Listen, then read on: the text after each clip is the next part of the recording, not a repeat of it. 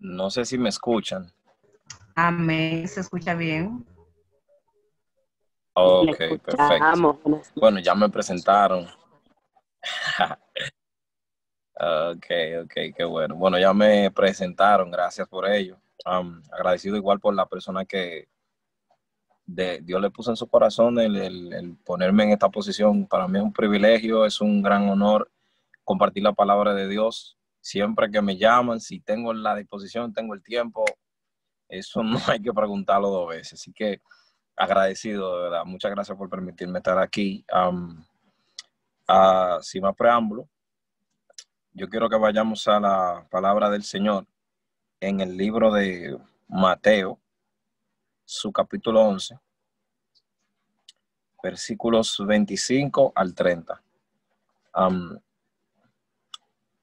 Va a ser yo creo que va a ser algo bien bueno. Yo creo que va a ser un momento de compartir la palabra bastante interesante.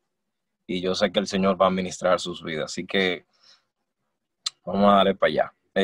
Vamos a leer la palabra de Dios. En el nombre de Jesús, dice el 25. En aquel tiempo, respondiendo Jesús, dijo: Te alabo, Padre, Señor del cielo y de la tierra, porque escondiste estas cosas de los labios y de los entendidos, y las revelaste a los hijos, a los niños. Sí, Padre, porque así te agradó.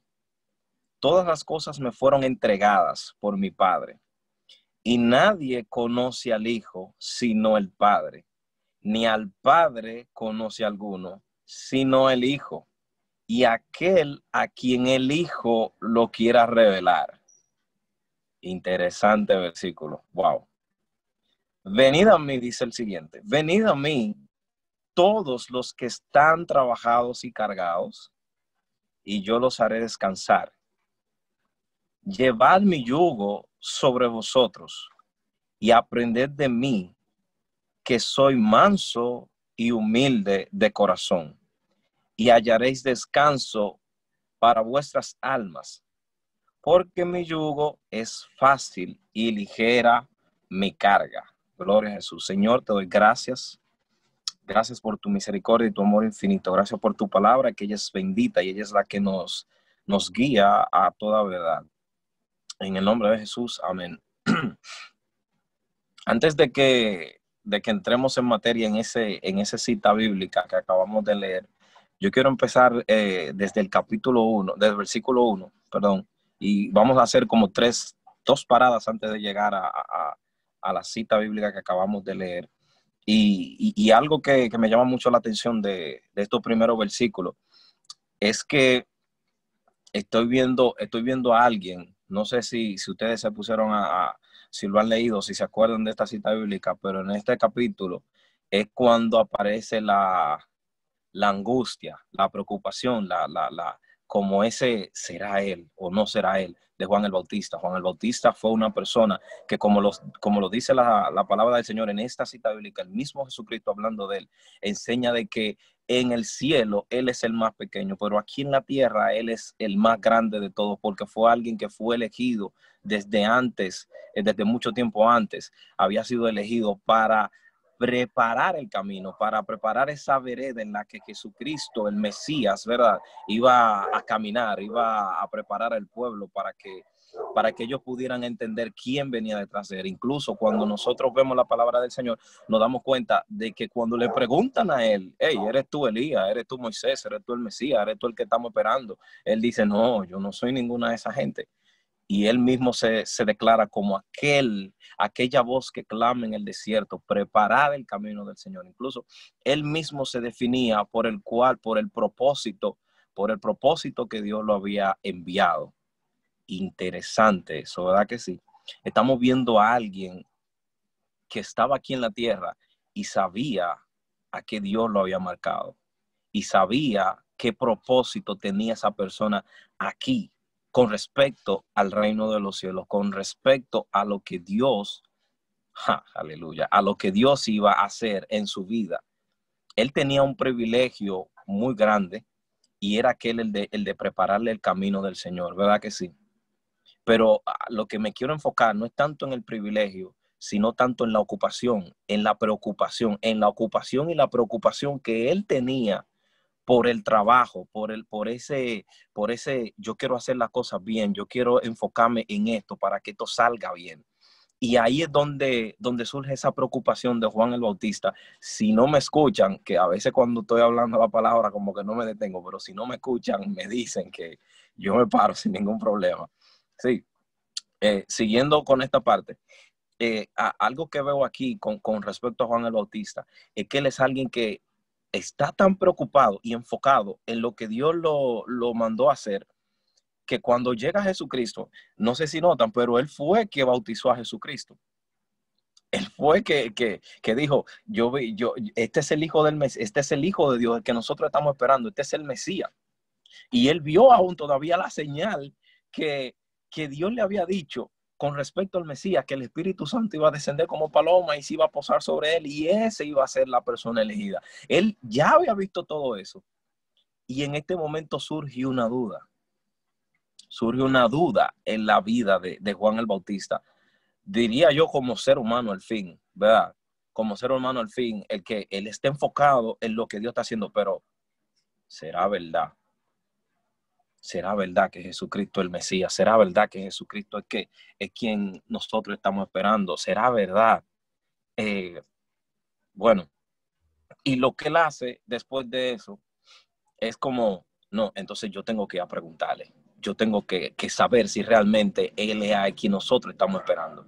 Y a veces a nosotros nos pasa muchas veces eso, de que la duda nos arropa, de que la duda a veces viene en tal forma de que, por ejemplo, a veces estamos esperando que Dios haga algo en la vida de nosotros, que Dios se glorifique en algo. Y a veces como que diríamos, como que forzamos tanto la fe en que nos agarramos tanto de ella y decimos, Dios lo va a hacer, Dios va a cumplirlo, Dios va a aquello, Dios va a lo otro. Cuando Dios obra en el momento que Él lo ha decidido. Dios obra en el momento que Él lo ha decidido. Déjame repetirlo de nuevo. Dios obra en el momento que Él lo ha decidido. Nosotros lo que debemos es esperar en lo que Dios va a hacer. Nosotros debemos esperar en lo que Dios nos ha prometido que Él va a hacer, pero Él va a trabajar conforme a su propósito, conforme a su voluntad. Nosotros en ningún momento vamos a agarrar al Señor por la mano y es como que si lo lleváramos a una tienda y le dijéramos, Señor, yo quiero estos tenis, yo quiero este pantalón, yo quiero el abrigo que Natanael está vendiendo, no, yo quiero la gorra que es aquella que Nata está haciendo. No. Así no funciona. El que nosotros seamos guiados por algo, es verdad, por algo somos guiados. Somos guiados porque no sabemos para dónde vamos y no sabemos en qué terreno estamos caminando. Por eso somos guiados. Y para eso está el Señor, para que nos guíe a toda verdad, para que nos guíe a su propósito, a lo que Él realmente quiere que nosotros hagamos. Y esa duda arropó a Juan el Bautista. No quizá en la misma línea que estaba hablando, pero lo arropó en tal punto que él decidió ir a preguntar, decidió a buscar información, saber si realmente Jesucristo era el Mesías, era el que estaban esperando. Y cuando van y le preguntan a Jesucristo, las personas que habían sido enviados por Juan, a mí me da como un tono como de alegría, como al ver la respuesta de Jesucristo, como, wow, increíble. Él no le dice como, no, yo soy el Mesías, como, sí, yo soy él, no. Él se lo dijo, pero no se lo dijo en esa manera. Se lo dijo de una manera bien interesante. Y fue lo siguiente, como él no tuvo que decir, yo soy el Mesías, sino que él le dijo, mira, prácticamente le dijo como, mira mis hechos, mira lo que yo he hecho, mira lo que ha pasado en mi trayectoria, mira lo que ha pasado en todo mi vivir, en todo lo que yo soy como persona, en mi trayecto de vida, en lo que yo he plasmado, en cada hecho, en cada palabra, en cada dicho, en cada cosa que yo he hecho. Mira lo que hay ahí. Y tú te darás cuenta si realmente yo soy el Mesías. Eso fue lo que prácticamente le dijo. Él le dijo, mira lo que yo he hecho. Los cojos se están sanando. El ciego está viendo. Los pobres están recibiendo la palabra. Eso es lo que él le está diciendo. Lo que Jesucristo estaba haciendo era lo que estaba plasmado en la Escritura. Y lo que ¿verdad? Valga la redundancia, lo que le está diciendo es, sí, yo soy el Mesías, pero no se lo dijo con su boca, sino que sus hechos hablaron por él, sino que lo que él hacía fue lo que dijo que realmente, porque lo que él estaba haciendo no era algo que simplemente era como yo era el Mesías, no, es que Dios debía estar detrás, es que debía haber un poder sobrenatural, un poder divino, que así como las personas, muchos en aquel entonces, reconocían que había ese algo divino, ese toque divino, ese poder divino. Incluso algunos de los maestros le dijeron, hey Señor, yo sé que las cosas que tú haces no las hacen sino es que Dios está con él. O sea, la gente estaba convencido. De alguna manera tenían una convicción, no convencido del todo, tenían una convicción de que Jesucristo no era alguien normal, era alguien totalmente diferente a los demás, no por su forma de vestir, no por su forma de quizás su corte de cabello, no, sino por la forma en la que actuaba y lo que mostraba. Y mi pregunta es la siguiente: ¿qué tú estás mostrando? ¿Qué tú estás enseñando? ¿Será que tus frutos hablan por ti de que realmente tú eres un hijo de Dios? ¿Será que lo que tú haces realmente muestra que la marca de Dios está sobre ti, el sello del Espíritu Santo está sobre ti? ¿O eres de lo que dice, no, yo vivo mi vida, yo hago lo que quiera, yo hago lo que entiendo que debo hacer, incluso tengo mi propio concepto de las cosas, y ya que la verdad se va a volver subjetiva porque ya yo tengo una idea, mis sentimientos se ligan a la verdad y ya por ende la verdad viene a ser subjetiva a la persona, cuando la verdad realmente no es subjetiva? Así que esa es mi pregunta para ti. ¿Tú estás volviendo la verdad subjetiva a tu vida? ¿O tú estás tratando de que realmente cuando te pregunten, hey, ¿tú eres cristiano?, tú le digas como, no, solamente mira lo que yo hago, mira mi trayectoria, mira lo que yo estoy haciendo, mira mi sacrificio, mira lo que yo realmente estoy tratando de hacer para agradar a Dios, y tú te vas a dar cuenta si yo realmente soy cristiano o no soy cristiano? ¿Tú eres de esa persona que está tratando de hacer eso? ¿O está tratando de que la verdad se vuelva subjetiva a tu vida? Interesante, ¿verdad? Estamos viendo a Juan, que era alguien que no sé por qué el Señor lo motiva a seguir hablando de esta parte, de la preocupación de él, la preocupación de él de tratar de que todo salga en orden, de que todo salga en orden, no con respecto a su plan, sino con respecto al plan de Dios. No sé qué tú estás haciendo en tu vida, pero hoy te digo que si realmente tú estás enfocado en el plan de Dios, espera que Dios lo haga, espera que Dios te mueva, espera que Dios sea el que te guíe a cada uno de los pasos. Interesante. No vuelvas la verdad subjetiva a tu vida, no hagas que la verdad se vuelva subjetiva, no hagas que la verdad se ligue a tus pasiones, y entonces con respecto a tu pasión y un poco de verdad, entonces sea tu definición de las cosas, sea tu trayecto. No, la verdad no es subjetiva, la verdad es simplemente la verdad y seguirá siendo la verdad. Así que deja que la verdad te guíe, deja que la verdad sea la que te acompañe, deja que tus frutos sean verídicos y sean puros a la vez. Interesante. Como le dije, Jesús demuestra los hechos, demuestra a través de sus hechos de que Él realmente es hijo de Dios. Y también revela la posición de Juan. En la otra parte de la cita bíblica, estamos viendo aquí la acción, en esta parte, que antes de seguir a la otra, que es otro punto que me llamó mucho la atención, porque es como que el capítulo lleva como una conexión en cada una de las cosas. Y en esta parte de la Biblia, del versículo 1 hasta el 13, yo estoy viendo, cuando lo leo, veo como que si es una acción de Dios, es como lo que Dios hizo, lo que Dios había profetizado para la humanidad, la acción de Dios para la humanidad, como yo estoy preparando el camino y también estoy llevando a mi hijo, al Mesías, para la gente, para llevar salvación a la gente, para que la gente entienda en la posición que se encuentra, que es una posición de pecado, ¿verdad que sí? Para los que están perdidos. y nosotros en un momento estuvimos así, ¿verdad? Y es como que Dios en ese momento, en esa parte de la Biblia, está dándonos a entender a nosotros cómo fue que lo hizo. Jesucristo como que comienza a hablar de la acción de Dios, de lo que Dios hizo. Dios envió a Juan el Bautista y para que me preparara el camino. Y ahora que me preparó el camino, por medio de los hechos, yo estoy diciendo que realmente soy el Mesías. Interesante, interesante. A mí me encanta esa parte. Y en la otra parte que quiero tocar, unos puntos bien sencillos, está en el versículo, del versículo 20 al versículo 24. Y en esa parte, Jesús habla de la reacción recibida de la gente hacia su mensaje y al mismo tiempo los compara con ciudades que fueron destruidas por causa del pecado, de cómo habrían reaccionado si hubieran experimentado lo que éstas sabían. Como lo que quizás ha dicho con esto es que en estos versículos Jesucristo está tomando las ciudades como Capernaum, Corazín, Betsaida, y la está comparando con Sodoma y Gomorra, con Tiro y Sidón, la está comparando con hasta a la misma Capernaum, le dice que está en lo alto y que va a descender hasta la de. Lo que está diciendo es que la posición en la que ellos están o la que creen que están está totalmente contraria a la realidad, ¿verdad? Estamos viendo esa parte de ahí y le habla sobre esa parte de comparación, de decirle, mira, a esa gente de Sodoma y Gomorra que no recibieron los milagros, que no recibieron la palabra, que no me vieron a mí como Mesías, que no saben de nada de lo que está aconteciendo ahora. Si ellos hubiesen visto, si ellos hubiesen recibido lo que ustedes recibieron, esa gente se habían salvado.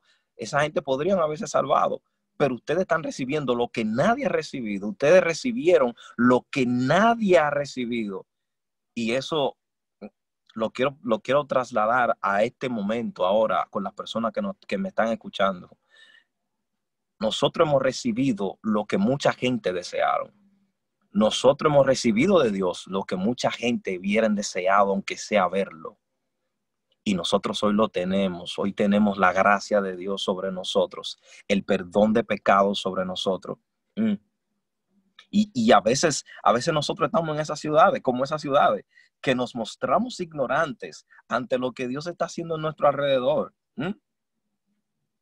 A veces nosotros nos mostramos ignorantes como ellos. Ellos veían que Jesucristo estaba haciendo milagros, estaba haciendo sanidad y predicaba la palabra y se declaraba como el Mesías. Y la gente, muchos de ellos le decían que era el Mesías. Pero dentro de ellos habían gente que se volvían ignorantes, aún teniendo la verdad, golpeándolo en la cara. Y a veces pasa mucho con nosotros. Y quiero tocar ese tema, que ese es mi enfoque del mensaje con respecto a la fidelidad. De que a veces nosotros nos volvemos ignorantes con el pecado, nos volvemos ignorantes con lo que nos rodea, ¿verdad? De parte de Dios, y decidimos ponerle más atención al pecado que nos está pitando, que nos está llamando, que está haciendo un cambio de luz desde lejos. Es más fácil prestarle atención al pecado que nosotros pelear por nuestra pureza. Es más fácil nosotros salir del camino, ¿verdad que sí? O hacer una parada en el camino que llevamos y ir a visitar la casa del pecado. Pecado, llámele usted, póngale usted el nombre de pecado. Póngale usted el nombre. Usted sabe con lo que lucha, usted sabe cuál es su proceso, usted sabe qué realmente le está haciendo la guerra y qué realmente usted está dejando que pase a través de su vida, que entre, que usted le deja la puerta abierta. Póngale usted el nombre a eso y deja de ser ignorante a eso que está dejando pasar en tu vida. Queremos ver promesas de Dios cumplidas en nuestra vida. Queremos ver cosas grandes de Dios en nuestra vida. Pero la santidad juega un papel importante para nosotros verlo. La fidelidad juega un papel bastante grande en la vida del creyente para poder ver promesas. Hay promesas que Dios las cumple por encima de cual sea, ¿verdad que sí? Hay promesas que Dios es soberano, Dios lo hace como quiera. Dios lo hace como quiera. ¿Verdad que sí? Eso es algo que nosotros no podemos sacarlo del esquema. No podemos sacarlo. Dios hace como quiera en el momento que quiera. Aunque sus hijos deben guardarle fidelidad, Él sigue siendo amoroso. Y te digo algo, hay cosas que en un momento entendí esto. Y no es que Dios a veces se retrasa con el plan. No, el plan de Dios sigue siendo el mismo. Pero oye, ¿qué sucede? que cuando nosotros nos desviamos a la casa del pecado, que cuando nosotros nos desviamos a esa puertecita que nadie la conoce, pero tú la conoces, a esa esquinita de tu corazón que nadie la visita, pero tú constantemente la visitas durante las 24 horas del día. Tú en un momento vas y la visitas, ese cuartico donde no hay mucha luz, y tú entras. Cuando nosotros hacemos eso, tú sabes qué sucede, que la visión de Dios no se detiene, sino que la visión de nosotros se oscurece, se nubla a lo que Dios nos está diciendo. Y a veces vemos como que la promesa de Dios tarda, como que el proceso como que dura mucho. Y el asunto no es de Dios, el problema no es de Dios. El problema es que nosotros estamos jugando con esa oscuridad que está en el cuartico.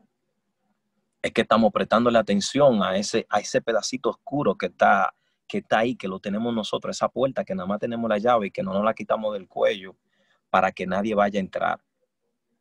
Cuando estamos totalmente siempre visitando a eso, nuestra visión se nubla, porque oscuridad viene donde realmente la luz de Cristo podía estar alumbrando.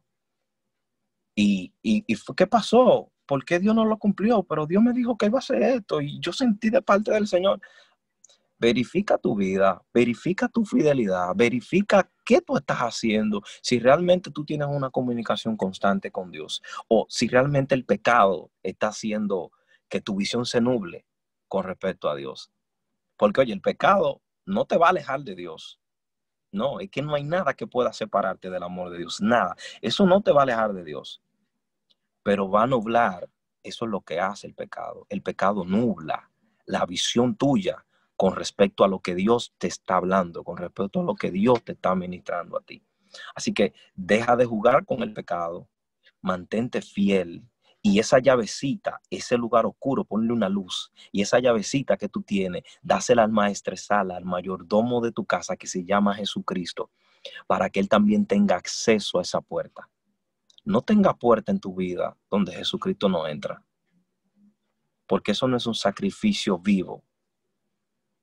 Sacrificio vivo significa totalmente sumergido en el fuego, totalmente rendido a la voluntad de Dios. De eso se trata el sacrificio vivo. Gloria a Jesús.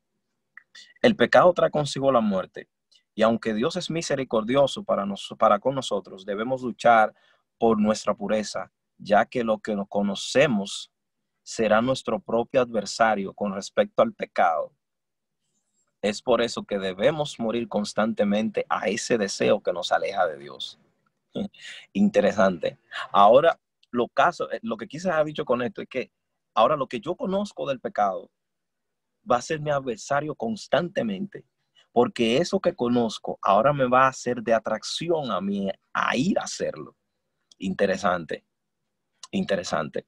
Así que no visites tanto la casa del pecado. No la visites, porque cuando tú entras, conoces. Y cuando conoces, eso mismo que conoces, en el momento no te resulta difícil porque está a tu gusto y lo estás haciendo. Pero en el momento que dejas de hacerlo, que ese deseo carnal, eso que tú haces, que a Dios no le agrada, cuando dejas de hacerlo, entonces eso es lo que se vuelve tu adversario, eso es lo que se vuelve en contra tuya y a veces no permite que tu pureza sea brillante o brille delante de la presencia del Señor. Somos seres humanos débiles, eso es algo que debemos reconocerlo totalmente. Déjenme leerlo desde el principio de nuevo. Somos seres humanos débiles, con malos deseos, pensamientos que no debemos tener, situaciones en las que no deberíamos estar, que muchas veces estamos así. Sin embargo, Dios nos ha entregado su potencia o poder para que podamos decir no al pecado. Y cuando no podemos, Él mismo entra en escena para salvarnos. Lucha por tu pureza. Entonces, sabemos que somos seres humanos, que tenemos flaqueza, que hacemos cosas a veces que no debemos, que vamos a lugares donde no debemos ir y todo eso. Pero recuerda que el poder de Dios está ahí. Y Dios lo que está esperando es que tú tengas la intención de que realmente vive en tu vida, para Él entonces descargar, manifestar su poder, su potencia en ti, y que esa misma potencia sea la que te ayude, ese mismo poder sea el que te ayude a sobrepasar esa debilidad, a sobrepasar ese momento de prueba, ese momento de tentación, ese momento en el cual tú sabes que no vas a durar mucho, pero es cuando yo tengo la disposición de agradar a Dios. Humanamente yo no voy a poder luchar contra el pecado, porque el pecado me va a seducir y yo voy a caer y voy a caer. No voy a creerme lo suficientemente sabio. Hay que ser muy, muy humilde para entender esto, de que cuando yo me ensorbezco, cuando yo creo que puedo, entonces en el momento cuando Satanás tiene más probabilidad de hacerme caer. Así que lo mejor que puedo hacer es saber de cuál es mi posición, de que no puedo con el pecado, de que aunque me crea fuerte, si sigo haciéndolo, voy a caer. Esa es mi posición. Y como entiendo eso, entonces debo entender también de que necesito a alguien más fuerte que yo, más poderoso que yo, y que haya vencido el pecado. Porque aunque sea más fuerte que yo y no lo haya vencido, no sirve de nada. Y para eso está Jesucristo. Jesucristo fue un ser humano y fue quien venció el pecado en la muerte, en la cruz del Calvario. Interesante, interesante. Lucha por tu pureza. Jesucristo nos dio a entender a nosotros que a través de Él podemos ser puros y Él nos santifica. Y como Él nos santifica, es menester de nosotros que debamos mantener esa pureza en la vida de nosotros. Esa parte del versículo 20 al versículo 25, ahí vemos la reacción de la humanidad. Estoy tratando de llevarlo en el contexto. Sí, estamos viendo la reacción de la humanidad al mensaje de Cristo. Y dentro de eso lo que hemos hablado. Entonces, la primera parte fue la acción de Dios a la humanidad, el preparar el camino, el enviar al Mesías. La segunda parte fue la reacción de la humanidad al mensaje de Cristo, que fue la ignorancia, que fue el no aceptarlo y nada de eso. Ahora entramos al versículo bíblico que leímos hace un momento, ¿verdad? Que sí, para inicio del mensaje. Y esta parte a mí me llamó mucho, mucho la atención. Y llevándolo en el contexto, es algo que me llama mucho la atención porque yo veo como que Jesucristo, quizá todo eso que acabamos de leer, ¿verdad? Que estoy tratando de hablar con ustedes, de compartir. Quizá todo eso, posiblemente lo más seguro es que no pasó todo en el mismo momento, como Jesucristo hablándole a la misma gente y diciéndole la ignorancia de ellos y que fue a la que mismo que preparó el camino. No, quizá no pasó todo eso ahí. Pero hay una secuencia en esto. Y es que yo veo a Jesucristo en este momento que empieza dándole gloria a Dios. Estamos hablando de lo que Dios hizo, la acción de Dios, que envió al Mesías, que envió a esa persona que le preparó el camino. Estamos viendo la reacción de la gente al mensaje de Cristo. Y ahora estamos viendo lo que Cristo hace con respecto a eso. Jesucristo comienza a alabar a Dios, comienza a darle gracias. Dice el versículo 25, lo voy a leer, dice: te alabo, Padre, Señor del cielo y de la tierra, porque escondiste estas cosas de los sabios y de los entendidos y las revelaste a los niños. ¡Wow! ¿De qué está hablando esta parte? Estamos hablando de esas profecías, estamos hablando de esa cosa que la gente quiere entender de parte de Dios, que los judíos quisieron entender de parte de Dios, pero Dios solamente le daba una pizca y ellos desde ahí se ensorbecían y no podían ver más. Y los escondió Jesucristo. Dios, dice la palabra aquí, Jesucristo, que Dios las escondió de ellos. Las escondió de ellos. No porque quizás ellos no quisieron buscarlas, sino porque posiblemente su corazón no estaba preparado para conocer lo que Dios estaba por hacer. Interesante. Y Cristo viene a darnos esa revelación, esa manifestación de eso que había sido escondido. Y gran parte de lo que había sido escondido fue Él mismo. Wow, interesante. Jesucristo mismo es esa revelación por la cual estaba escondida. Y hablando entre profetas, era como que, yo no sé si usted ha leído la palabra, cuando los profetas comenzaban a hablar, ellos comenzaban como a hablar de algo y como que yéndose por ese mismo hablado, como siendo inspirado por Dios, como que Dios introducía el mensaje profético del Mesías. Yo leí muchas veces en Isaías y a veces cuando tomaba parte, yo me quedaba como, wow, Él está hablando de eso, pero esa palabra suena como a Mesías. Esa palabra que suena ahora suena como a Mesías. No suena como que realmente va en el contexto, pero suena como que si Dios se le había entrado y había tomado su boca. Y él comenzaba a hablar de eso que había sido escondido, como que Cristo, como que Dios tomaba pequeña parte y la daba a conocer. Y Cristo viene ahora como la revelación máxima de Dios. Dios mismo revelado a los hombres. Él comienza a hablar de Dios y le dice: Dios, yo te doy gracias, yo te alabo porque tú escondiste esto y se lo diste a revelar a los niños. Y cuando hablamos de niños aquí, todos entendemos que no son los niños, ¿verdad? De manera literal. Estamos hablando de gente que tienen un conocimiento, una manera de guiarse tan sana que parecen como niños. Y los que recibían el mensaje, no sé, yo, alguien como niño que yo veo es como a Pedro, porque Pedro era una gente como cuando aparece Cristo en la vida de él, como: Señor, nosotros hemos tirado las redes un par de veces y hemos estado la mañana entera, pero si tú me dices que la tire, yo la voy a tirar. Es como, no sé si usted la ha pasado, en mi caso yo no soy así, yo soy como: ven acá, ¿por qué yo la voy a tirar? Porque tú me estás diciendo, pero ¿quién eres tú? Yo haría preguntas como esa, pero estamos viendo aquí a Pedro, que Pedro le dice como: oye, yo le he tirado el día entero, pero como que hay algo diferente en ti, como que tú te ves diferente, y como, bueno, yo creo que si tú me dices, yo voy a hacerlo. No, si tú me dices, yo creo que va a acontecer algo. No, yo le he tirado el día entero, pero tú me estás diciendo que la tiré, yo la voy a tirar. Y en el momento ocurría, porque eso es lo que Dios está buscando, gente que tengan ese proceder como un niño, como el quererle a Dios a tal punto que si Dios te dice a esto, como: oye, yo estaba haciendo esto y lo he tratado muchas veces, pero porque tú me estás diciendo, yo lo voy a hacer. Así de sencillo. Y eso era lo que se había escondido, esa revelación que Cristo viene a hacer como el mismo, como el mismo Dios, como el Hijo de Dios, revelándose a su pueblo, ¿verdad que sí?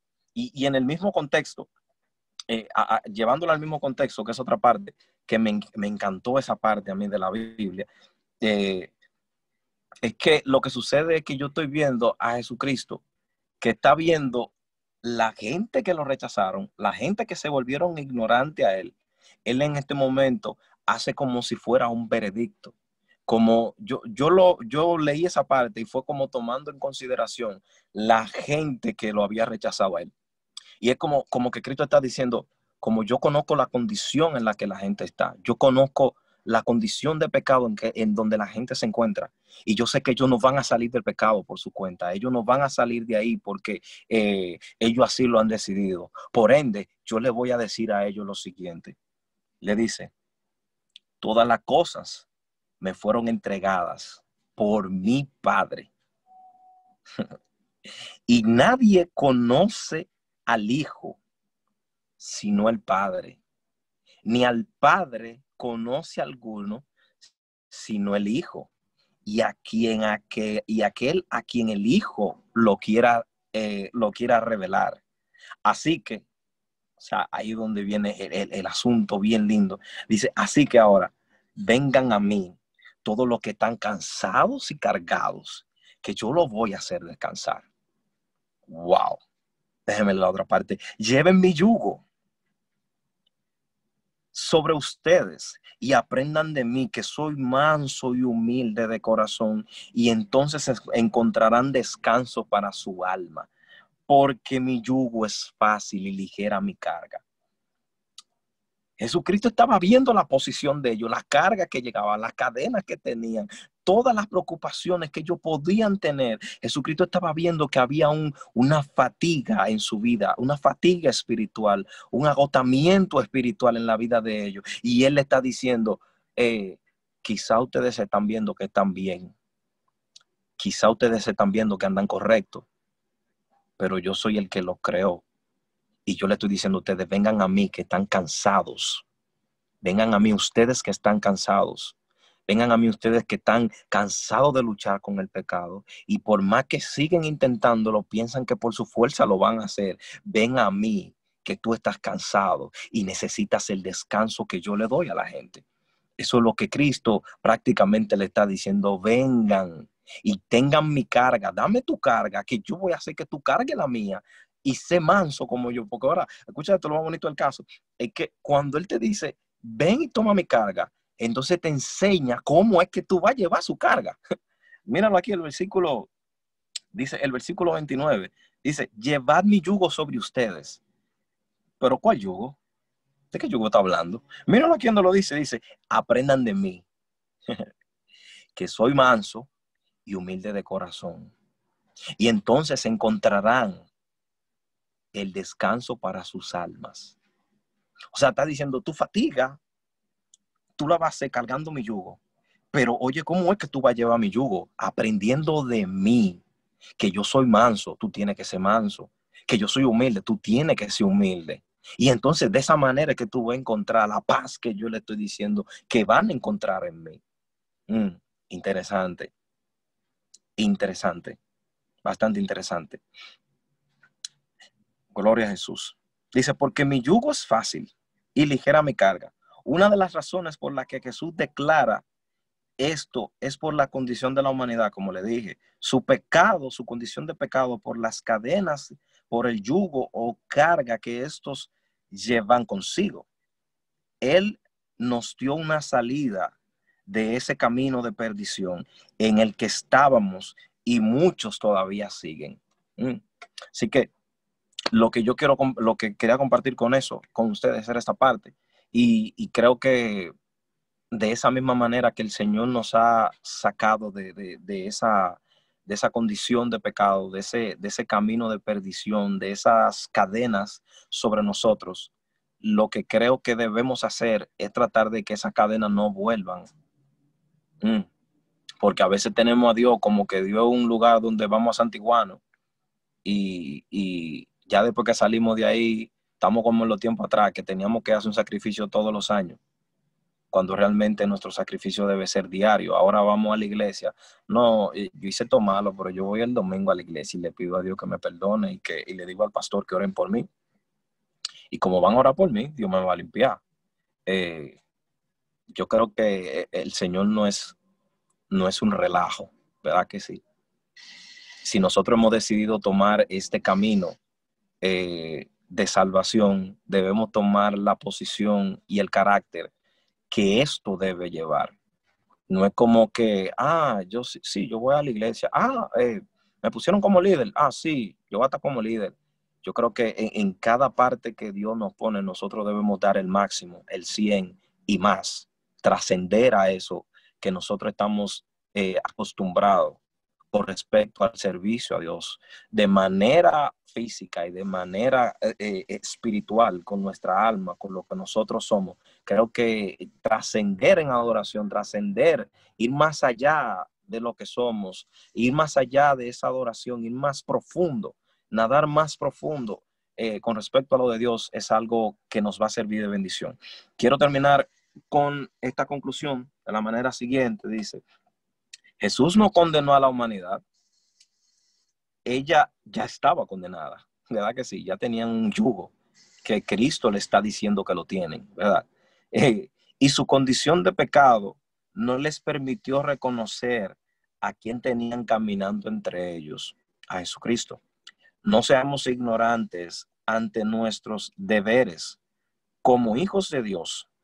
El mundo se pierde por eso mismo y sería más doloroso que nos perdamos, en el camino, solo porque me gusta la posición o la situación en la que me encuentro.